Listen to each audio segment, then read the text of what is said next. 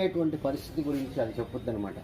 అది కాబట్టి సెంటెన్స్లో పని జరుగుతుంటే ఆ పని జరిగేదాన్ని మనం వెర్బ్ అంటాం, లేకపోతే అది ఉండేటువంటి దాన్ని మనం స్టేట్ అని చెప్పి అంటాం. స్టేట్ అంటే ఏంటో చెప్తాను. ఇప్పుడు చూడండి, హీ ప్లేస్ ఫుట్బాల్ అని, హీ ప్లేస్ ఫుట్బాల్ అని చెప్తుంది.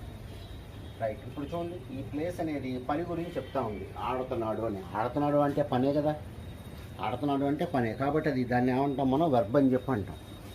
అంటే ఇక్కడ ఇది మనకి ఏం చెప్తుంది, యాక్షన్ గురించి చెప్తుంది, యాక్షన్ గురించి చెప్తుంది. అలా కాకుండా ఇప్పుడు చూడండి, హీ ఈజ్ ఏ టీచర్ అన్న,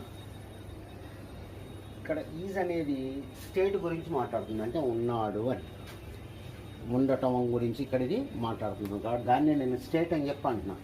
స్టేట్ ఆర్ బీయింగ్ ఉండటం గురించి మాట్లాడతాయి, పనుల గురించి మాట్లాడతాయి, వెర్బ్ గురించి మాట్లాడతాయి, ఉండటం గురించి మాట్లాడతాయి. ఇది మీరు అర్థం చేసుకోవాల్సింది. కాబట్టి వెర్బ్ అంటే ఏంటంటే వెర్బ్